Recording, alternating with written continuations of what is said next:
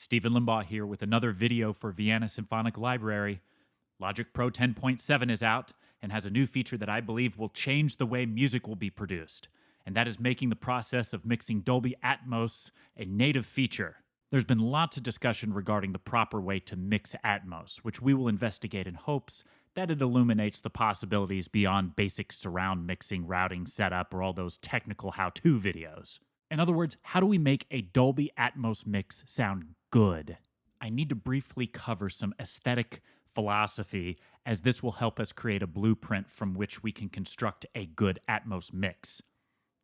Real versus surreal. In stereo classical music, as it has been practiced for decades, engineers have attempted to capture the sound of the orchestra in the concert hall from the perspective of the listener as if they were seated in the audience.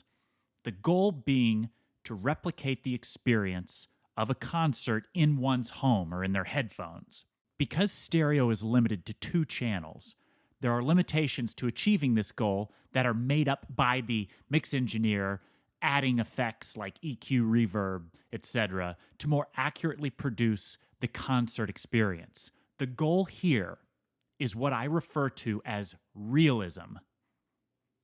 With the advent of adding additional channels beyond the 2 stereo ones, we now can more accurately place sounds in a 3-dimensional space, which heightens the immersive phenomenon that takes place in real life. Think of the times you've been to a concert, and the room is like adding an additional instrument being played by the orchestra as a whole. That feeling of sitting in the same room as the musicians as they perform is now much more easily mimicked with immersive audio like Dolby Atmos, and if done properly, can heighten the aesthetic experience. With any digital audio workstation, because of the plethora of effects, plugins, sample libraries, and all that, creators have the ability not just to mimic realism, but manipulate sounds that are not possible to achieve in the concert hall with acoustic instruments. This is what I refer to as surreal. Drums in a rock band, for example, sound completely different in real life without processing or electronic manipulation than they do on your favorite records. The huge drums in a Hans Zimmer score sound larger than life because they are. Tracks are doubled, compressed, EQ'd, saturated, room sizes are manipulated. It is a surreal experience for the listener. Atmos allows now for the movement of sounds within a space and changing the space itself beyond what 2-channel stereo recordings can do. But for this video, we are going to focus on realism. As previously stated, realism is an aesthetic goal, idealistic and mimetic, meaning we are trying to make an imitation of music that happens in the concert hall or practice room or wherever you capture a recording. If we can make a recording that transports the listener as if he feels he is experiencing a good performance of the music live in the room, then we have made a good recording.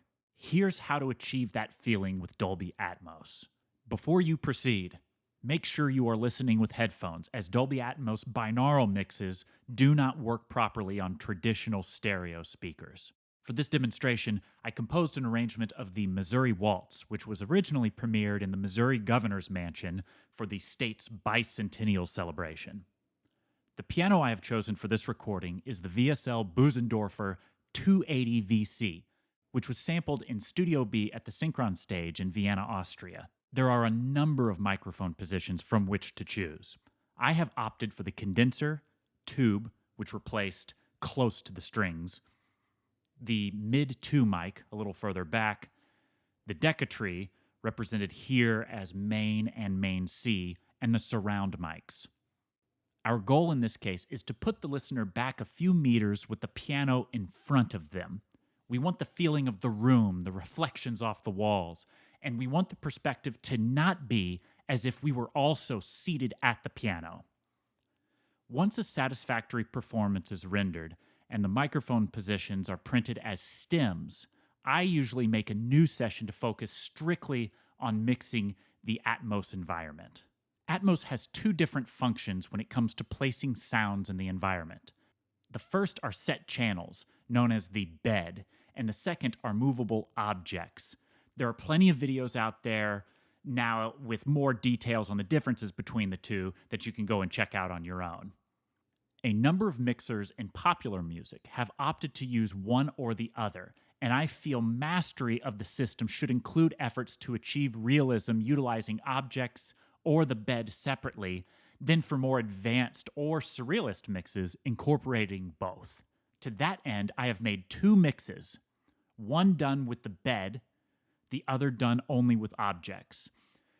In both cases, I was able to position the piano basically identically in front of the listener, a few meters back, and in the same room. Let's listen back and forth to each now.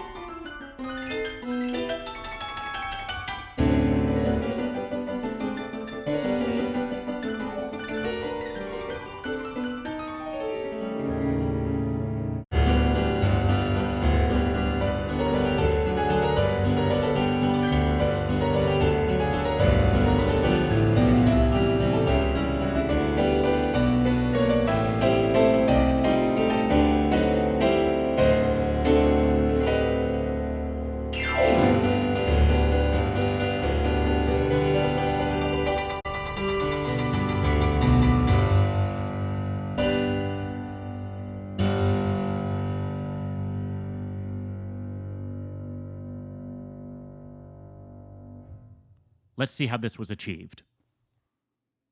Beginning with the bed-only mix, we see that we have all microphone positions panned to the channels in front of the listener.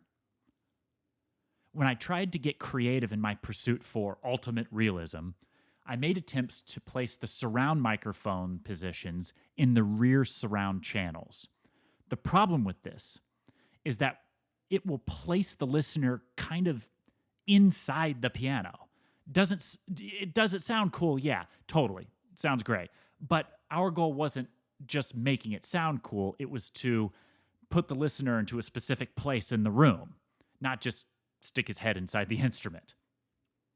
So to that end, we want all of that panned forward and telescoping towards the listener with the center channel muted except for the mono mic from the Decatree. Next, you will see that none of the microphone positions are wide. Why is that? Well, in the recording of the VSL Bösendorfer 280VC samples, the approach was to have a wide left-to-right perspective over the range of the keyboard. So high notes sound a little heavier on the right channel, low notes sound a little louder in the left channel. This is a common approach for pop. And also, if you have an interest in recording something from the player perspective, could be very cool. But again, we want the listener perspective to be back a ways from the instrument. So some effort, for this particular piano at least, is necessary to minimize the left to right wideness of the instrument. That requires a narrowing of these mic positions. Furthermore, I have reversed the left and right channels in the close and middle mics. This helps reduce the high notes from sounding too far right and the low notes sounding too far left. So what does go in the surround channels then? reverb. VSL has a really fantastic reverb as part of the Vienna Suite Pro called Hybrid Reverb Pro. It provides these true surround presets, which I have sent into all of the bed channels, with a little bias towards the rear. That's where the room magic happens, the immersion of immersive audio. This yellow box parameter is available when you set your bed to 7.1 channels in Logic. It allows the front channels to feed into each other, helping narrow the sound and push it further away from the listener. Now, you may have seen this is actually an object and not part of the channel bed, so I'm cheating here a little bit. But there's a technical reason, and that's because VSL has not yet updated their Hybrid Reverb Pro to include the ceiling channels yet. So for it to properly load in this version of Logic 10.7.1, I have to set the bed channels to 7.1.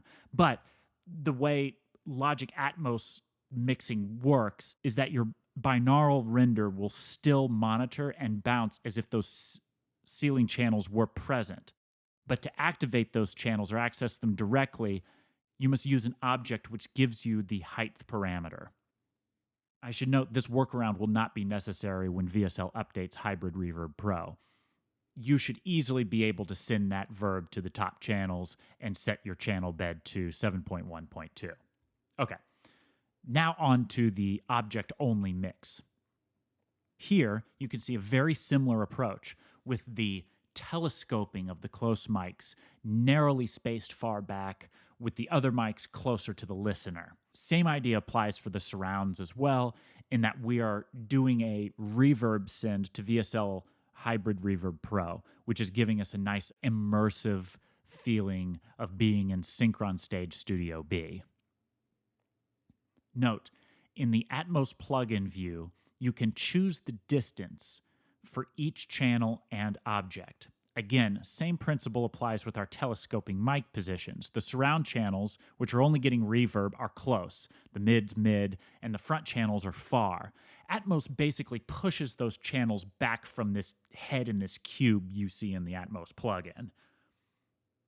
Now, a phenomenon that is important to note when dealing with height and how the human ear perceives the direction from which a sound comes.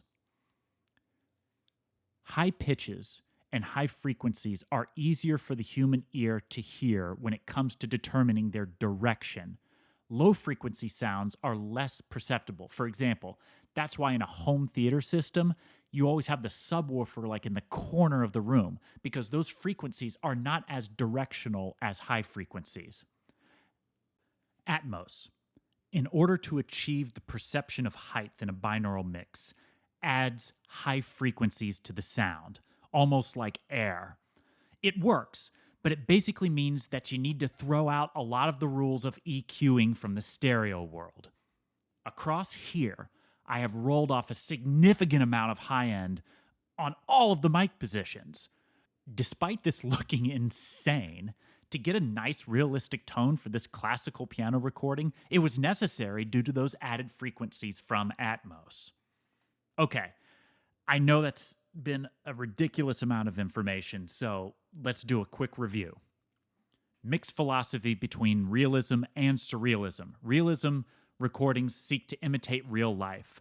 Surrealism seeks to make those recordings larger than life or different than real life. Realism in Atmos can be achieved with an all-channel or all-object mix, or, of course, a combination of both.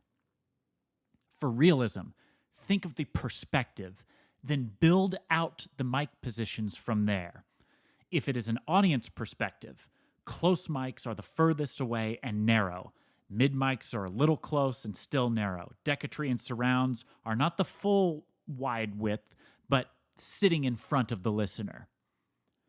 Use a surround reverb for the surround channels.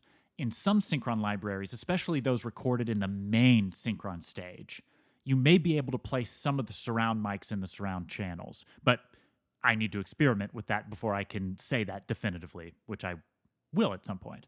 Be mindful of what Atmos adds in terms of frequencies, especially when activating the ceiling channels, object height, and the like for binaural headphone mixes. Disclaimer, it may be different when actually in an Atmos mix room. Special thanks for Bernd at VSL for his help. This is Stephen Limbaugh. Have a good one.